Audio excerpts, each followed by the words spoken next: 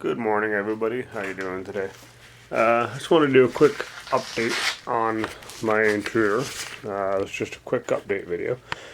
Sorry I haven't been on for a while. I've been really busy at work and haven't had a chance to post any videos. I've made some videos, I just haven't got them posted yet.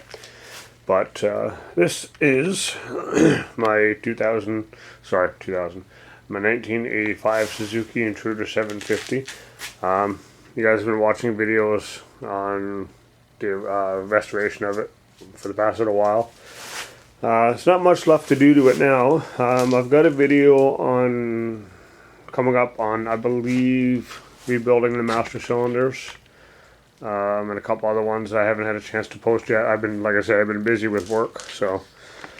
But for the most part, the bike is on the road and running. I've been riding it to and from work for a while now. A couple of minor things that still need to be done. Actually, let's go over what I have done since I've replaced the front brake line. I'm not sure if I did a video on the clutch line, but if I have, I will put it up soon if I haven't already.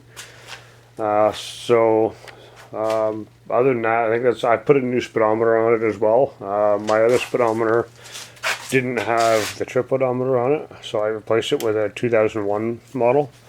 Now, to get a 2001 speedo to fit, you have to do some alterations down here. I had to cut away a little bit for it to go around the nut there, but other than that, it wasn't too bad. And there's a couple of extra wires on this one that aren't on the other one that you just don't hook them up. But anyway, so that's this. So I've worked really hard on it. Got it all running good. What's left to do to it now is the front brake master cylinder has to be rebuilt. It went recently, or started to go recently. Why won't my camera focus? Focus. There we go. So anyway, it started to go recently, so I've got to replace that, or that needs to be replaced. I noticed there is a leak in the slave cylinder, which is located down here where you bleed your clutch and stuff. If I press and hold the clutch, it'll leak. It only leaks when it's being held in though, so that's got to be rebuilt. These things happen from a bike that's been sitting forever. And the front brake rotor's got a bit of a vibration in it. I don't personally care about it, but other people complain about it if anyone else rides it, or so. Other than that, and the tires should be done soon, but I'm not going to do a video on tires. But I might someday. But other than that, that's pretty much all that's left to do to it. And I still got to get that issue with the carburetor adjusted. I still can't seem to get that, but let's say I can tear a bike down and rebuild it in no time, but carburetors, we don't get along. But anyway, this video is just a basic quick update on that. So that's that. That's what's left to do on it. It's also, unfortunately, it's a goodbye video, because I am selling this bike here because I now have a new one. I've got this bike's big brother. This is the 1400 Intruder. 1996. I've just recently acquired this one. This one's got handle grips on it already. As you can see, it's got a custom paint job. Not a bad paint job. I'll have to get a better shot of it sometime in the daylight when I go outside. Today it's raining, so we cannot.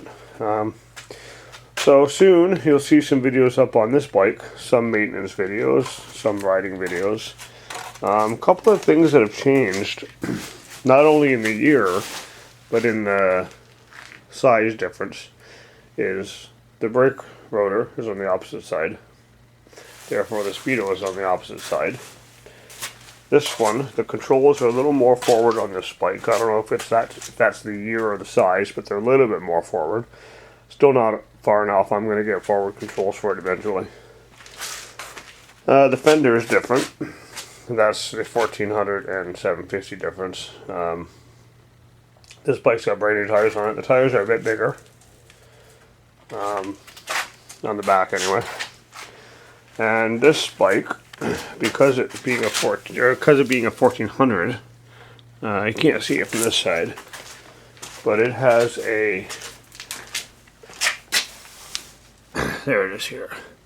What this does is this reduces the compression in the engine, so when you start the engine you don't have the full 1400 cc compression. That just makes it easier to crank over the engine so you don't kill your battery and stuff like that, because otherwise these things are a beast to start. You ever want a good example of that? Find a guy that's got a Harley Davidson kickstart and try to kickstart it without the reducer, and you'll probably break your leg. So that's essentially what the reducer does. It just reduces the compression so that you can start the engine.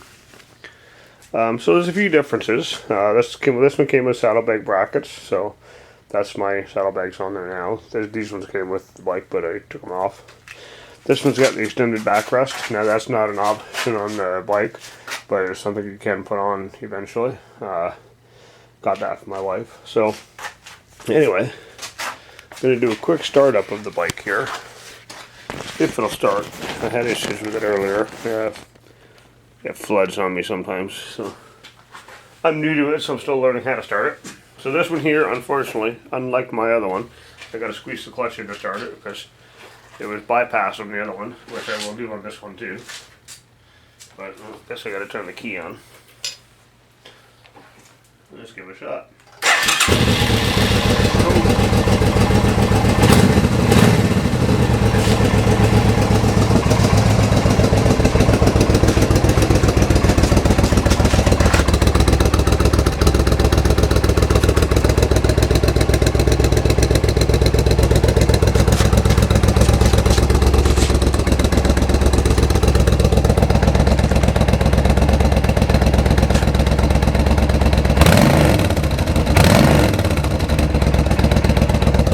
Now if you watch, when I hit the throttle on this thing, the whole bike shakes. There's that much power.